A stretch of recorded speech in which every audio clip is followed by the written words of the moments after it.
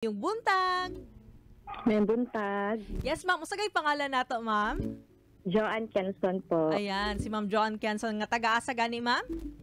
Taga Bukana. Ayun, Bukana, Davao City. Ma'am, Yeah. unang pangutana nako, ma'am, no? Unsa ba dapat ang diskarte ni Mrs. kung si Mister dili makahatag og sustento sa pamilya?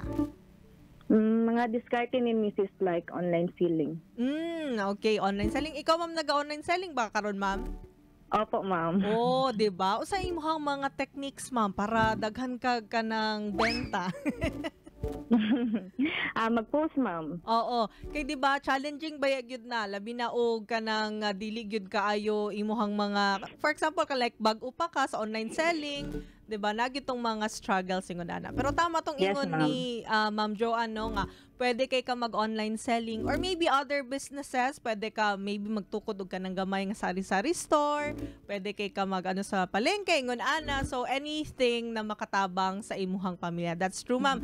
Kini ma'am sa akong ikaduhang pangutana kay kini mong gud atong letter sender ma'am sama sa akong first question kay kato dili nagahatag og sustento iyang bana maong na problema siya nanarbaho siya abroad. Kini ako ipangutanang ikaduhang ipangutana ma'am, hangtod kanus aba dapat pwede mo sabot ang usa ka misis ay kini mo desider nga buwaganan niya iyang bana nga astang ka badlungon. Hantod sana ay pasensya, pero og di na makaya mag-ampo na makayanan ang trial sa ilang relasyon bilang mag-asawa. Always communicate siya dapat, dili solution ang bulag. Ayun. O, sige. For Ma'am Joanne, kay dapat yun daw, communication is the key. Pero ma'am, what if ma'am ka nang mahibal-an mo ma'am? For example, ikaw ma'am, no, nahibal-an mo nga imong mister mismo kay ginadapatan ng imong anak. Okay ra ba na nimo ma'am? Ay, dili na, ma'am. Pwede man na istoryahon, ma'am. I see. Dili jud pwede na madapatan ang anak, ma'am. Okay. How about kung for example, ikaw ang mismo ka ng dapatan, ma'am? Sa imuhang ano-ana, ma'am? Sa imuhang reaction or sa imuhang buhaton? Sakit, ma'am. Ako, ma'am, Yes po. nakaagipod ko, anak, ma'am. Oh, okay. Tapos, Pero in the end, ma'am, magbag-uman. okay. Nakita po nimo ang kabag-uhan sa imuhang Yes, partner, ma'am. Okay, I see. Ma'am, kung ikaw ang naa sa sitwasyon sa letter sender, ma'am, kay ang letter sender sama sa gingon ako ganina no nga kapila na sige gingon niya ba na nga magbag-o lagi ko na badlungon gyud lagi kaayo dili gyud wala pa gyud siguro tong moment sa iyang life nga kanang magbag-o na siya wala pa siya diha. Angay bang hatagan pa og tsansa ang iyahang bana? Oo, para sa ako, ma'am, ha? Yes po. Wala perfect na partner. Tao na punta, makasala.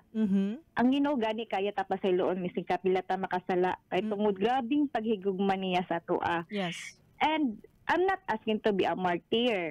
Yes po. What I'm saying is, timbang nga pag-ayo kung kaya ba masave ang relationship. Consider everything that needs to be considered. Especially kung naamoy mga anak. Yes. Breaking up is not a solution if there's still a little bit of hope. Okay. Yan, ma'am. I see. Oo.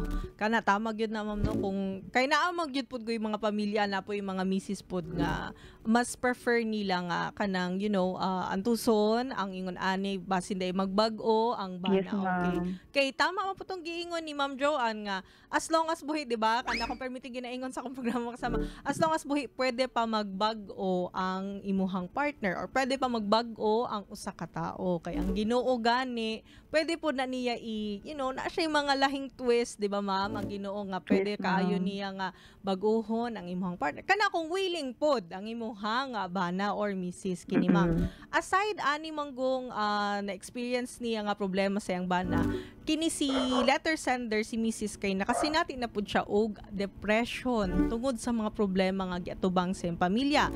Usa may imuhang ikatambag ma'am, ilabi na sa mga naminaw karon nga apil nga na problema na depressed maybe tungod sa mga problema sa pamilya or maybe ikaw ma'am nakasinati pud ka ana ma'am sa imong gibuhat ato nga panahon po.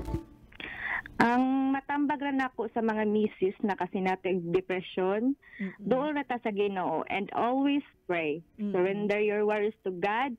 Pangayon sa Ginoo ang kusog sa pag-atubang sa pagsulay sa kinabuhi. ayaw kawa nga imong pagsalig niya. Remember that he is your source of hope and faithful promise keeper. Kung nakaya nimo ang problema before, mas kayalan karon. And as much as possible, think of the brighter side. Pray and declare this. When I am afraid, I put my trust in you. And God, I trust not, I'm afraid. What can my mortals do to me? Psalms 56:3.